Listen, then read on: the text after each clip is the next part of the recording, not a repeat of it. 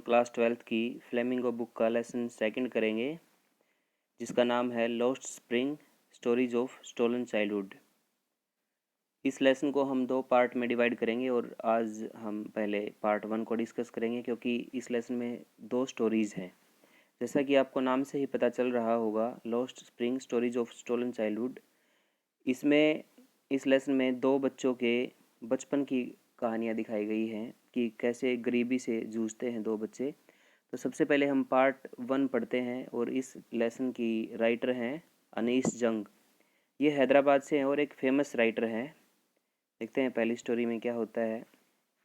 पहली स्टोरी के जो मेन कैरेक्टर्स हैं, उसमें सबसे पहला जो मेन कैरेक्टर है वह है साहिब, और इसका पूरा नाम है साहिब ए आलम। और दूसरा मेन कैरेक्टर नरेटर ही है, क्योंकि जो नरेटर है वही हमें स्टोरी बता रही है।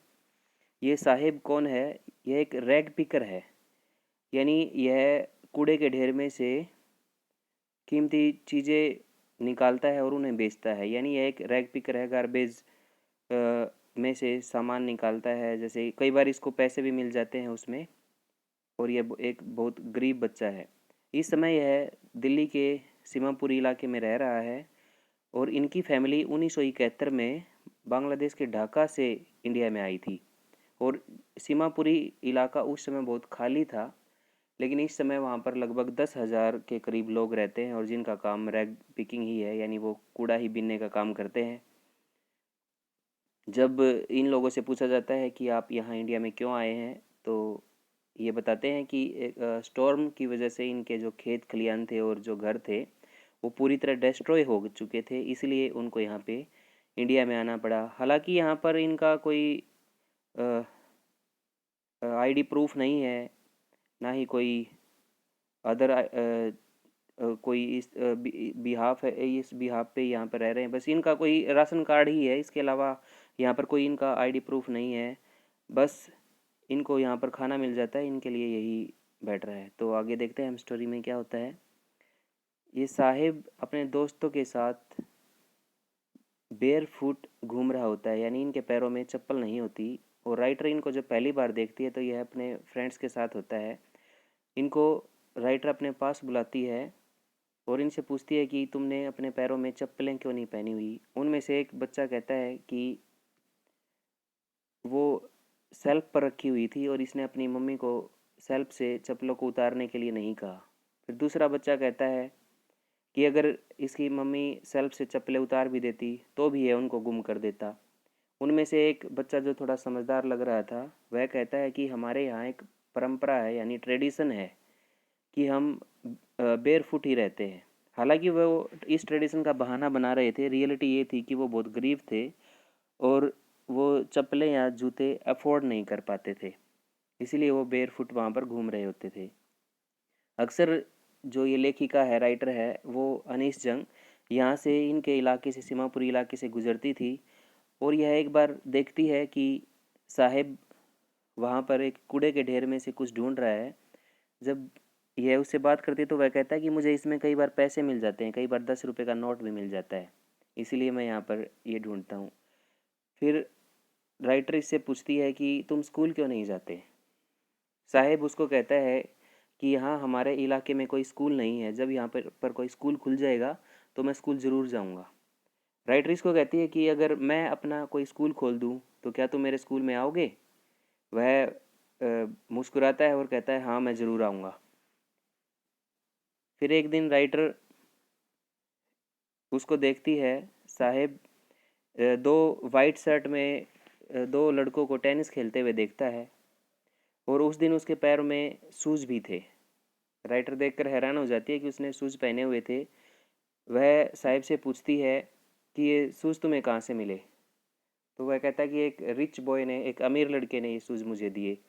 हालांकि राइटर को पता है कि वह यह बहाना बना रहा था, क्योंकि उस शूज़, वो पेयर ऑफ शूज़ था, उसमें से एक शूज़ में होल हुआ था, यानी वह डैमेज था शूज़, इसलिए किसी ने कूड़े के ढेर पर उसको फेंक दिया होगा और उसने उठाकर उसको पहन लिया होगा।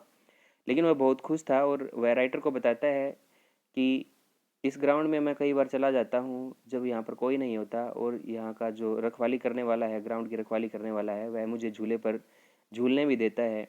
राइटर फिर फील करती है कि यह जिस गेम को इतना पसंद कर रहा है यह इसकी पहुंच से बहुत दूर है। वह साहिब से पूछती है कि क्या तुम्हें तुम्हारे नेम का मीनिंग पता है, तुम्हारे नाम का असली अर्थ पता है, क्योंकि साहिब का पूरा नाम साहिब ए आलम होता है और जिसका रियल मीनिंग होता है लॉर्ड ऑफ यूनिवर्स यानी ब्रह्मांड का मालिक। हालांकि वह नाम में सिर हिलाता है, उसे उस बेचारे को तो यह पता ही नहीं होता कि उसका नाम इतना बड़ा है जिसका अर्थ लॉर्ड ऑफ यूनिवर्स है और वह इतना गरीब है कि वह अपने लिए शूज भी अफोर्ड नहीं कर सकता।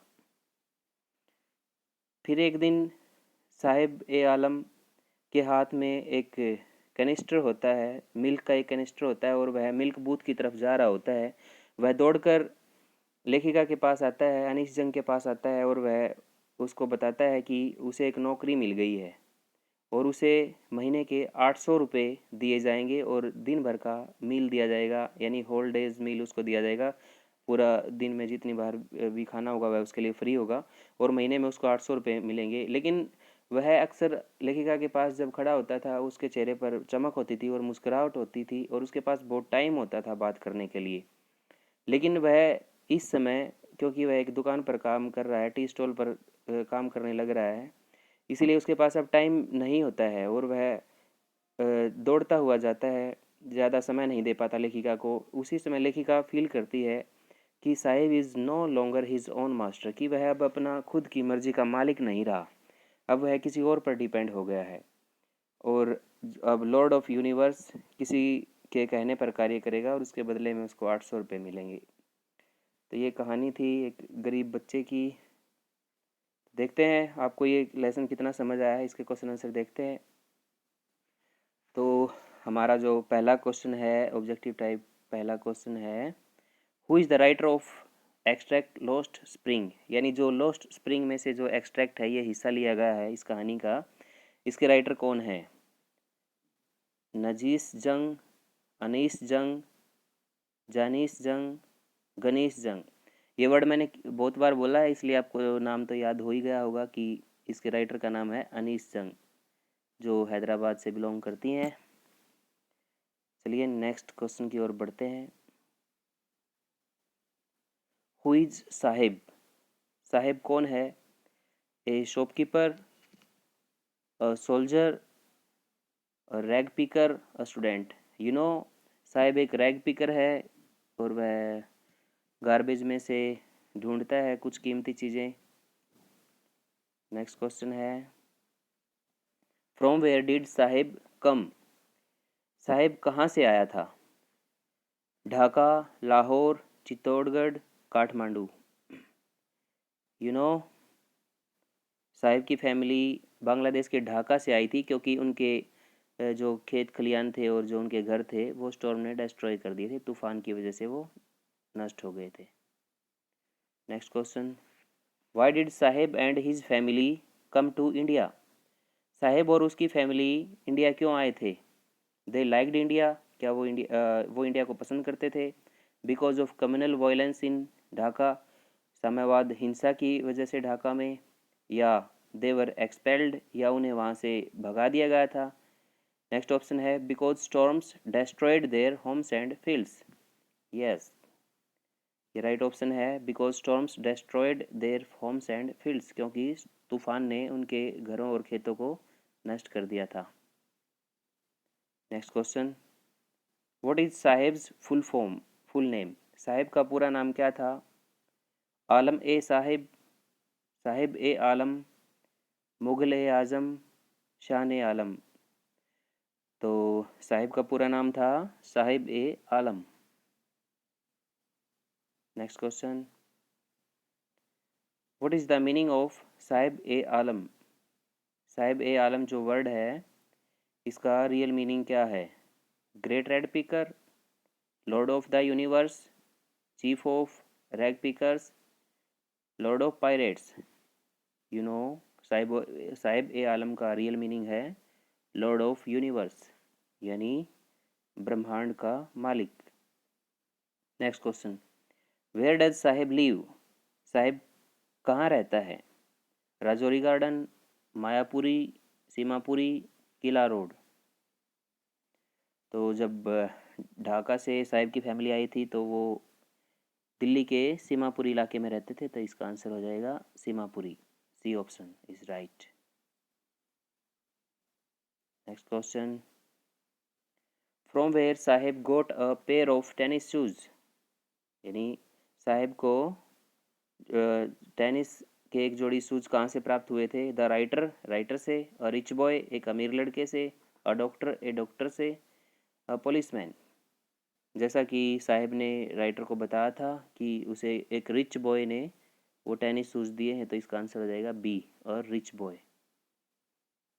Next question,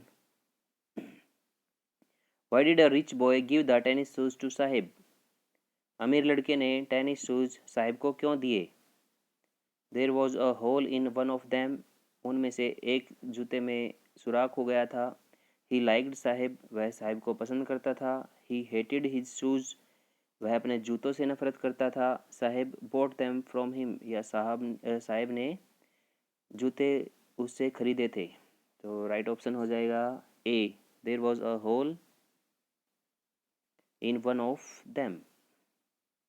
next and the last question is, where does Saheb work after living the work of being a rag picker? Saheb ने अपना जो रैग पिकिंग का, कूड़ा बीनने का कार्य छोड़ने के बाद कहाँ पर काम करना शुरू किया था? अ फैक्ट्री, एक फैक्ट्री में, इन अ स्कूल, एक स्कूल में, ऑन अ फार्म, एक खेत में, in a tea stall.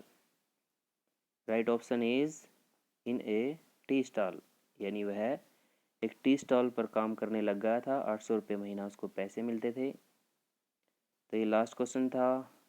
I think आपको लेसन समझ आ गया होगा। Thanks for watching and have a nice day.